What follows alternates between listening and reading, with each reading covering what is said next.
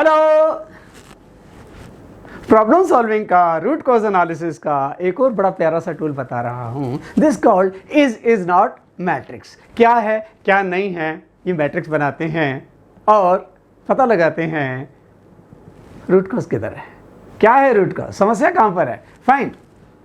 Okay, is not matrix. ये माना जाता है this tool was developed by Ford Motor Corporation America. Is not matrix. तो सीधा मुद्दे पे आता हूं, लुक एट दिस स्लाइड। हाँ, बैकग्राउंड प्रॉब्लम क्या है, एक एयरलाइंस है, हाँ, जहाज खरीदना है। In a new model of plane, flight attendants develop rashes on their hands, arms, neck या चेहरे के हिस्से पे आते हैं।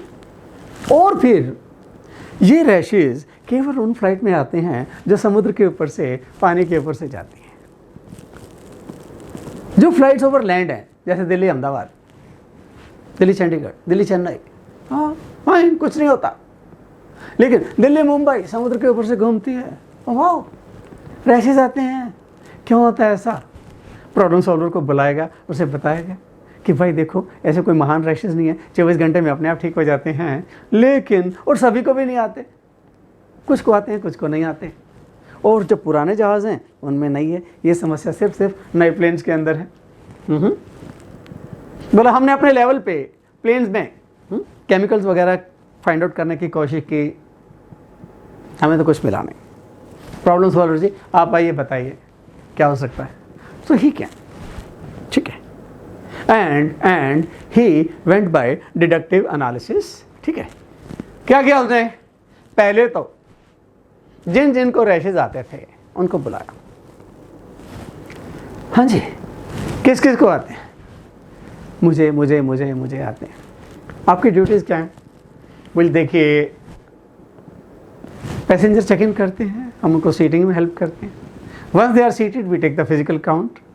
हमें जो अटेंडेंस मिली है उससे टैली कर लिया, सब पूरे हैं, टाइम हो गया, कैप्टन ऑर्डर मारता है lock the door, we lock the door, चाबी जेब में डाल लेते हैं। उसके बाद फिर सेफ्टी इंस्ट्रक्शन देना शुरू करते हैं। क्या क्या देते हैं जी? फिर एक तो पहले हम बताते हैं इमरजेंसी एग्जिट डोर कितने हैं, बोला ठीक है, और इमरजेंसी लाइट बताते हैं, और सीट बेल्ट बताते हैं कैसे बांधनी है। बोला दिखाओ, सीट बेल्ट ली, टुकड़ा सूंगा, कुछ नहीं मिला। और क्या? बस फिर ये ऑक्सीजन मास्क, उसे भी लिया, टुकड़ा सूंगा, नॉर्मल सा लगा, स्किन विकिन पे लगाया, कुछ नहीं हुआ, सीट बेल्ट। फिर बोला ठीक है, रुक जा यार, मुझे एक मैट्रिक्स ड्रॉ करने दो, क्या है क्या नहीं है। पहले कोने में छोटी सी प्रॉब्लम स्टेटमेंट, ब्रीफ, क्या ब्रीफ, 2 लाइन में लिखनी है क्या प्रॉब्लम है, क्या है, इज, क्या नहीं है, इज नॉट, डिफरेंस, डिस्टिंक्शन, दोनों में फर्क क्या है, what, when, where, how and who. Why नहीं डालते, 4W1H डालते हैं इसके अंदर। हाँ, व्हाट क्या होता है, rashes on skin, is not any other illness, और कोई बीमारी नहीं है। Difference, some external contact, maybe, yeah, there's a possibility. When new planes are used with the new machines, पुरानी machines में दिक्कत नहीं, old planes no problem. Difference, maybe there's a different material. Where? Flights over sea, water, is not flight over land. Different crew procedure. How much?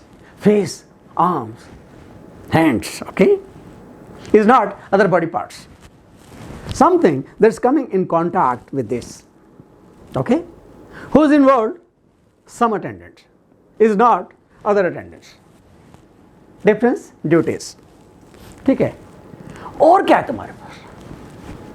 आपने बोला ये rashes तब आते हैं जब समुद्र के ऊपर से जाती है फ्लाइट। जब समुद्र के ऊपर से जाती है तो क्या हो जाता है? कुछ और भी यूज़ करते हो क्या? बोला हाँ सर, समुद्र के ऊपर जो फ्लाइट जाती है ना, हम वहाँ पर सेफ्टी जैकेट भी बताते हैं। बोले यार, ओह लाओ लाओ, दिखाओ मुझे क्या है। वो सेफ्टी जैकेट लाए।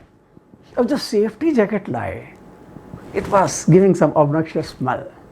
उसने लिया, अरे यार देयर इज समथिंग रॉन्ग, और उसने भी अपनी स्किन से लगाया तो उसको भी कुछ ना कुछ होने लगा। He also started developing rashes. Fine, safety jacket is the culprit. हुआ क्या है, क्या हो गया? लुक, कैसे ये समस्याएं आगे चलती रहती हैं। सेफ्टी जैकेट किसने बनाई? जैकेट मैन्युफैक्चरर ने। किसको दी? प्लेन असेंबलर को। बट क्या प्लेन असेंबलर इसको यूज करेगा? बिल्कुल नहीं। प्लेन असेंबलर ने प्लेन असेंबल किया, बोइंग ने, एयरबस ने किसको दिया? एयरलाइंस का। क्या एयरलाइंस वाले खुद यूज करेंगे? बिल्कुल नहीं। कौन यूज करेगा? शायद इसको कोई यूज नहीं करेगा, क्योंकि जितनी सेफ्टी जैकेट प्लेन में होती हैं, आउट ऑफ 1 मिलियन 1 अपॉर्चुनिटी भी नहीं आती यूज करने की। Usage is less than 1 ppm। ये पड़े पड़े इसकी लाइफ खत्म हो जाती है, स्क्रैप हो जाती है जहाज के साथ ही। So quality function deployment, quality deployment, function deployment, quality deployment, function deployment में कहीं ना कहीं कमी रह गई है, या ठीक से नहीं हुआ, स्किप मारा किसी ने, शॉर्टकट मारा है। फाइन, अब क्या होगा? Will send a feedback to the plane assembler and he will in turn talk to the jacket manufacturer and will press that this jacket be replaced. Fair. Problem identified at least. Okay. I'll give you one more example of is not matrix. कोने पे देखिए, छोटी सी problem statement. Noise from the vehicle front right, गाड़ी के front right से कुट कुट कुट कुट कुट नॉइज आता है। फिर से वही is not and difference. What occurs? Rattling noise while driving is not any other sound. Difference, rattling noise. Where? Near the front right wheel. Kut kut kut kut kut. Is not other parts of the vehicle. Difference, only near the front right. When? At the start and while taking a turn. Kut kut kut kut kut. Is not while driving straight, gap cover हो जाता है। फिर start and turning. How much? Low noise. Is not any other noise. Difference, noise level. Who's involved? Who's involved? The guy driving it. My friends, अगर ऐसा हो जाए, now look at the bottom of the slide. Front axle, drive shaft, क्या होता है? इसमें 2 rubber boot होते हैं।